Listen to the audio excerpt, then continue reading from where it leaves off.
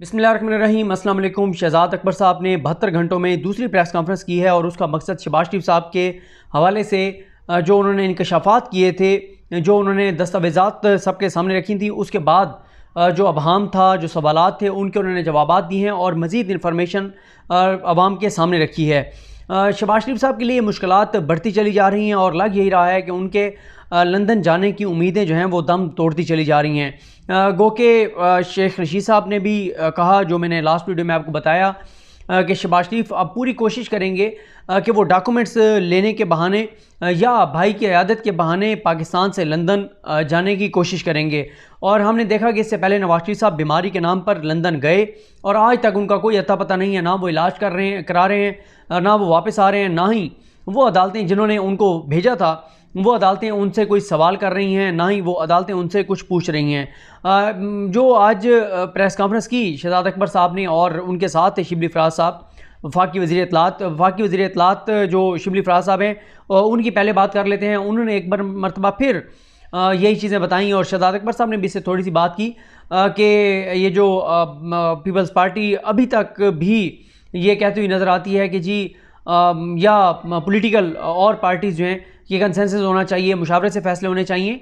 तो उन्होंने दोबारा वही बताया कि एनसीसी है, एनसीओसी है, तमाम फ़ैसले मुशावरत के साथ हो रहे हैं, सबका इनपुट लिया जाता है। और जब प्राइम मिनिस्टर ये कहते हैं कि मेरी रिक्वेस्ट है या मेरी राय है कि ये चीज़ कर देनी चाहिए, ये शोबा खोल देना चाहिए या ट्रांसपोर्ट खोल देनी चाहिए, तो उसकी वजह यही है कि 18वीं तरमीम के बाद सूबे खुद मुख्तार हैं और सूबों ने अपना फ़ैसला करना है इंडिपेंडेंट। तो प्राइम मिनिस्टर चाहते तो ज़रूर हैं, लेकिन ज़ाहिर है वो हुक्म नहीं दे सकते, वो राय दे सकते हैं और उसके बाद सूबों ने अपना फ़ैसला करना है। और अब हमने देखा है कि अपना पंजाब और केपी के तो ट्रांसपोर्ट चलाने जा रहे हैं, लेकिन अभी तक कोई बलूचिस्तान का मेरी नज़र से नहीं गुजरा वाज़े तौर पर फ़ैसला। लेकिन सिंध हुकूमत ये ऐलान कर चुकी है कि हम किसी भी सूरत में ट्रांसपोर्ट नहीं खोलेंगे। अब हम देखते हैं कि कब तक वो अपनी बात पर कायम रहते हैं। उसकी वजह यह है कि पहले उन्होंने कहा कि हम ताजरों को दुकानें नहीं खोलने देंगे, फिर जब ताजरों ने उनको धमकियां दी और कहा कि या तो जो हमारे मुलाजमीन हैं उनकी तनख्वाहें दे दें, हमारे घरों के अखराजात दे दें, वरना हम दुकानें खोल रहे हैं, रोक सको तो रोक लो, वही मरियम सफदर वाला जुमला। तो फिर हमने देखा कि सिंध हुकूमत ने सारा मलबा जो है वो वफाक पे डालने की कोशिश की और कहा कि हम ये वफाक को भेजते हैं, वफाक जो फ़ैसला करेगा हम उस पर अमल दरामद करेंगे। और फिर ज़ाहिर है वफाक ने तो कहा कि जो जो चीज़ें खुल सकती हैं उनको खोलना चाहिए। इसके अलावा बात की उन्होंने शिबली फराज साहब ने कि फजूल तकरीरें होती रही हैं, ये जो पार्लियामेंट का इजलास था उसमें कोई एक भी ऐसी तजवीज़ नहीं आई अपोजिशन की जो कहा जा सके कि पहले किसी को पता नहीं थी और ये एक नई बात जो है वो बताई गई है। इसके बाद उन्होंने एक बात की शहजाद अकबर साहब ने, उन्होंने कहा आज मैं आपको मज़ीद कुछ तफसीलात दूंगा कि शहबाज शरीफ साहब जिन भैंसों का दूध फ़रोख्त करके और करोड़ों और अरबों रुपए उन्होंने बनाए, ये मुहावरतन उन्होंने कहा कि क्योंकि वो शहबाज शरीफ साहब ने ख़ुद कहा था कि मेरे पास 10 भैंसें भी हैं। और वो बड़ा अच्छा एक जुमला था, हमारे दोस्त हैं उमर जट, उन्होंने यूट्यूब चैनल शुरू किया तो उनके साथ अदील बड़ाई साहब ने वो वीडियो की, तो उनकी वीडियो के ऊपर उन्होंने टाइटल पे थंबनेल पे लिखा कि शहबाज शरीफ की भैंसों ने नया कट्टा खोल दिया। तो वाकई ये शहबाज शरीफ साहब की भैंसों के दावे ने नया कट्टा तो खोल दिया है। सारे हैरान हैं कि शहबाज शरीफ साहब ने 10 भैंसों से कैसे इतना पैसा बना लिया, लेकिन मैं इसको बड़ा पॉजिटिव ले रहा हूँ। अच्छी बात ये प्रोपिगेट होना चाहिए और लोग भैंसें रखें ज़्यादा से ज़्यादा।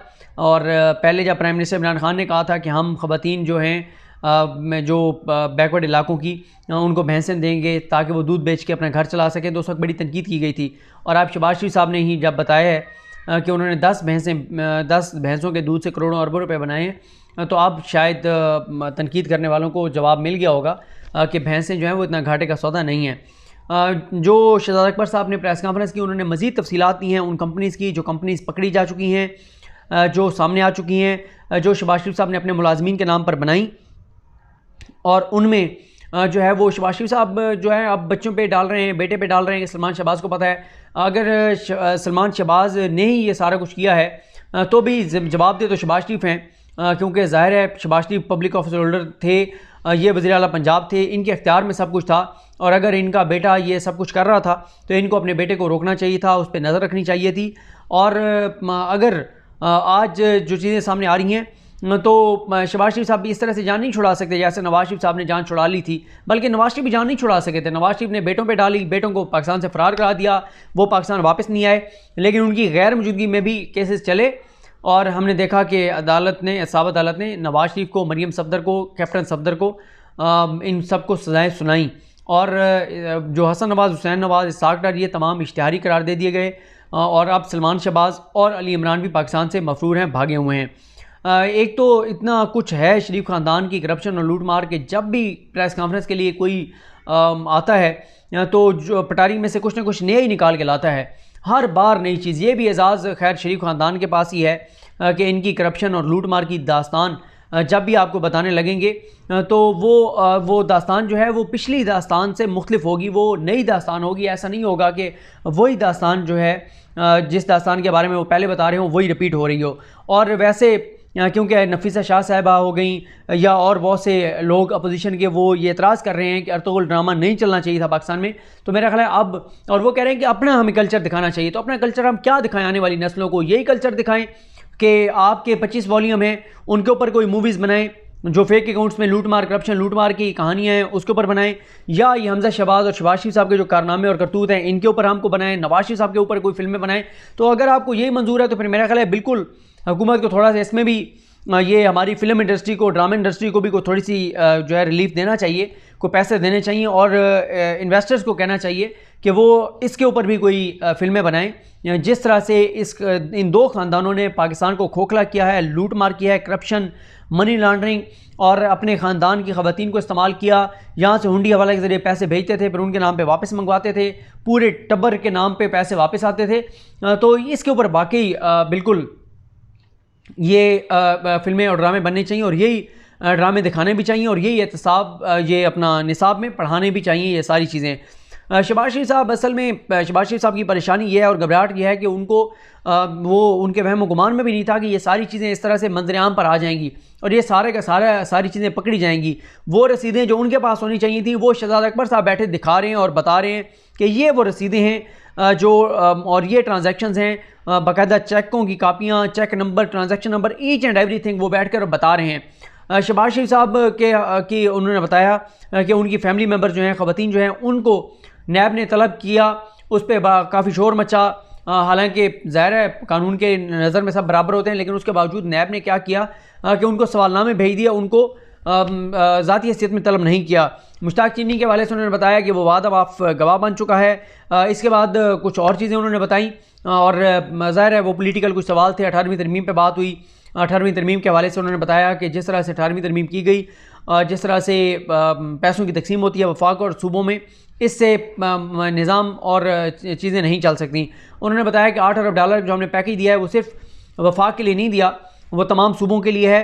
18वीं तरमीम के बाद सूबे आज़ाद हैं, उसके बावजूद वफाक ने जो है वो तमाम सूबों में ये जो 144 अरब जो तकसीम किए जा रहे हैं वो भी तमाम सूबों में बिला इम्तियाज़ तकसीम किए जा रहे हैं सनअतकारों को, और जो इंडस्ट्रीज़ चलाने वाले हैं, ताजिर हैं, उन सब को भी बिला इम्तियाज़ जो है वो इमदाद दी जा रही है, फैसिलिटेट किया जा रहा है। ऐसा नहीं है कि सिर्फ पंजाब में या वफाक में फैसिलिटेट किया जा रहा है KPK में, बल्कि सिंध में भी बड़ी तादाद में लोगों को फैसिलिटेट किया जा रहा है। उसके बाद नासिर हुसैन शाह साहब ने प्रेस कॉन्फ्रेंस की इस्लामाबाद में। उन्होंने दावा किया कि WHO ने बहुत तारीफ़ की है सिंध हुकूमत की और मीडिया ने भी बहुत तारीफ़ की है सिंध हुकूमत की। तो यही चीज़ें जो हैं वो वफाक को हज़म नहीं हुई, तो इसीलिए वफाकी हुकूमत जो है वो हमारे ख़िलाफ़ महाजराई कर रही है और अपने 2 वज़ीर मैदान में उतार दिए हैं। इसके बाद नवाज़ अली साहब को मैं सुन रहा था। नवाज़ अली साहब नैब के तर्जमान हैं।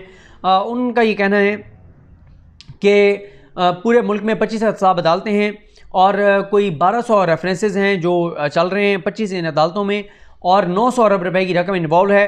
उनका ये कहना है कि हम जो है वो जब रेफरेंस दायर कर देते हैं तो उसके बाद ये एहतसाब अदालत का काम है कि एहतसाब अदालत जो है वो इस केस को 30 दिन के अंदर अंदर रोज़ाना की बुनियाद पे सुन के 30 दिन के अंदर अंदर फैसला कर दे। अगर वो फैसला नहीं करते तो फिर उस तरफ देखना चाहिए। नैब का काम रेफरेंस दायर करना है, जो कि हम कर देते हैं। तो बाकी अपडेट एक और आपको देता चलूँ कि जो वो था, क्या नाम है उसका, सादत जो अमीन है, उसके हवाले से अब एक सामने आई है डेवलपमेंट। वो ये है कि अटॉर्नी जनरल ऑफिस का कहना है कि अभी तहरीरी ऑर्डर जो है उसकी ज़मानत का जारी नहीं किया गया। जुमेरात को दोबारा समात है, जुमेरात की समात में पता चलेगा कि क्या डेवलपमेंट है। लेकिन ज़ाहिर है हम सब ने तो इसलिए इस पर बात की कि रिपोर्ट यही हुआ, तमाम जो लाहौर से इदारे हैं उन्होंने यही रिपोर्ट किया कि उसकी ज़मानत जो है वो मंजूर कर ली गई है। लेकिन अभी तक उसका तहरीरी ऑर्डर जारी नहीं हुआ और उस पर तनकीद बहुत ज़्यादा हो रही है। अब देखते हैं, लगता यही है कि लाहौर हाई कोर्ट अपना ये फ़ैसला वापस लेने जा रही है। मुझे अपनी दुआ में याद रखें। अल्लाह करीम हम सब का हामी नासरो। अल्लाह हाफ़िज़।